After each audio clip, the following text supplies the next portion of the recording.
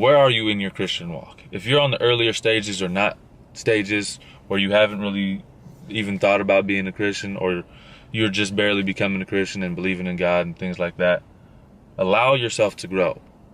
It's okay to fall and get back up and to start walking and to crawl first and move your way up through the steps. But it's not okay to keep being in that same spot. Like, you can't always crawl as Christians. I'm not here to put a timeline on it, but I am here to say, make sure that you're growing and you're trying to grow, because that's what it's about. It's about gaining more knowledge and knowing more about God. That's what the knowledge is really about. Who is God? And once we find out who God is, we need to represent God in the best way that we can. How do you allow people to grow? Do you allow people to grow? Or do you just expect people just to become Christians and overnight their life is flipped upside down? Like, I know there's the whole Chance the Rapper thing going around, and there's different artists and different things like that. No, I'm not saying that they're Christians or they're not Christians, because I don't know their life. I don't know anything. All I know is that he put out a song. He did a song in the Grammys, How Great Is Our God, and that's about all I know. And then I know on the other side of things, on his album, he's not really glorifying God. So he has almost both extremes, but I don't know the intentions of his heart, and I don't know his relationship with God. Maybe he's trying, maybe he's in his early stages, but who am I to knock him? All I can do is sit here and say, I hope he's trying, and maybe allow him to grow. But I don't personally know him, so it's not going to really affect me. But I do see a lot of Christians that, the same ones that really cast the stones at Chance the Rapper, cast stones at other people that they see on the day-to-day that are Christians. Like, this Christian walk is already not easy. There's already a lot of things that you got to do to put into it to really try to display God, and that doesn't help. Knocking people down, chopping them at the knees, like just completely being discouraging and negative is detouring their faith, because you're coming off and you're trying to show like that you're all high and mighty and they're lesser because they're doing stuff a different way. So my encouragement to you guys, and you know who you are, if you feel like you're this way, even if you feel the slightest of this way, just take this into advice. If you feel like you cast stones too much, or maybe you get called negative too much, or maybe you are negative too much but nobody wants to say it, think about it and really challenge yourself to be less negative and find a different way to uplift people and display God's love and kindness opposed to just his wrath. A lot of us Christians, I feel like, want to show God's wrath and show God's discipline side opposed to show his loving side, and it's almost like we skip over those parts of God where he literally like spared whole nations because of one person went in and saved them, or because it wasn't their time yet, or whatever reason he spared them until it became too far. But he did allow people to grow. But too many times we don't allow people to grow. We don't give people that opportunity to grow. We want to knock them at the knees every time that they're trying to get up, or maybe they fall and we just push them down even more. If you were in that same situation, how would you want people to treat you and treat your situation? Would you prefer them to throw stones at you and be unforgiving and unwilling to think of things in your brain? Or would you want somebody to be there like a brother or a really close friend and really try to find out exactly what's going on with you? Like, personally for me, if I was falling off my Christian walk, I would hate for somebody to throw stones at me like, hey, haven't seen you at church in 3 weeks. Where have you been at? You know that Satan's testing you right now. Like, yeah, of course that's true, and that's the facts. Satan's testing you right now, and it's about how you get through that test. But at the same time, how are you conveying that message in a way that it will be received the best?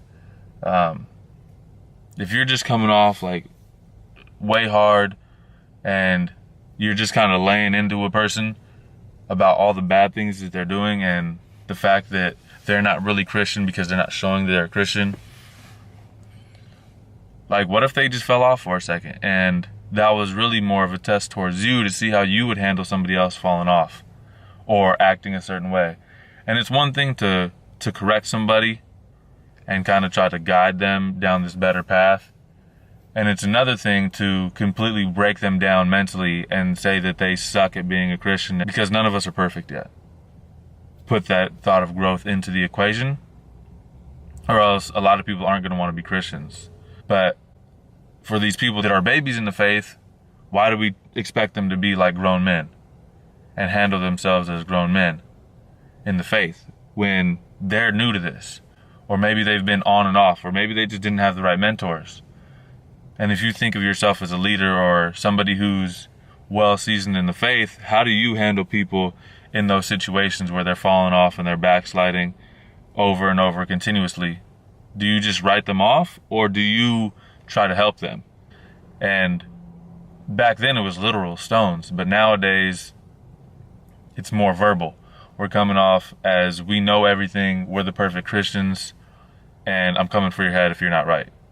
And too many times we come off exactly like that. And it's that right there that makes people not think that God is the loving and caring God that he really is, the forgiving God. If we can't forgive people and we say that we're Christians, what makes the people that we come encounter with think that God's going to forgive them if we're supposed to be the representations of him?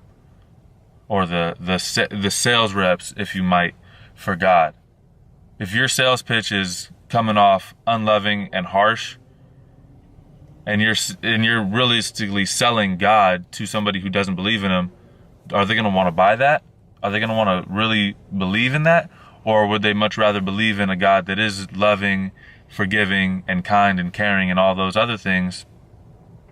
Are they going to want to believe in that God and find somebody who represents it better?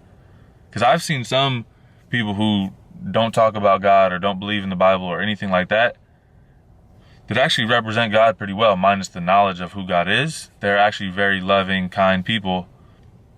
And on the flip side, I've seen people that aren't. But I've also seen Christians that are very harsh and very critical, like super critical of people that are walking in the faith. And walking in the faith is already hard as it is by itself. There shouldn't be Christians adding more turmoil and more mud and more uphill battles for Christians. Like, we should be, if anything, helping them out. If that means we gotta walk down this hill a little bit and help you up, like, sometimes you gotta do that. Leave your pride and leave anything else at the door. Check your egos, and sometimes you really gotta jump back in, not saying into the sin, but sometimes you gotta meet people where they're at and try to pull them out. Like, if somebody's not reading their Bible every day, we shouldn't go and slap them with the Bible and say, you need to read this. Like, maybe we should come up with a team plan to where we can both do this, unless I feel too high and mighty to. But what's worked for me in the past is being accountable to somebody. Like, if you're just going to do it to yourself and you're like, oh, I'm just going to read the Bible every day, like, I got this, I don't need nobody, chances are you might not. Unless somewhere down the road, like I said, what's worked for me is being able to say I'm accountable to somebody and having that time to check in with somebody every morning. Me and Nathan used to do this every morning, or at some point in the day, we would message each other, whoever would message the other person first, and be like, hey, you read yet? What'd you read? Okay, cool. I read that, or I'm just about to read that. I got 5 chapters ahead of me. I'll catch up to you right now. And it's kind of that being able to be held accountable that helps us out. Because if it wasn't for somebody to be holding you accountable, you could just not do it and nobody would know but God. And yes, it's all a part of discipline, but don't beat yourself up if you can't be disciplined by yourself. It takes time.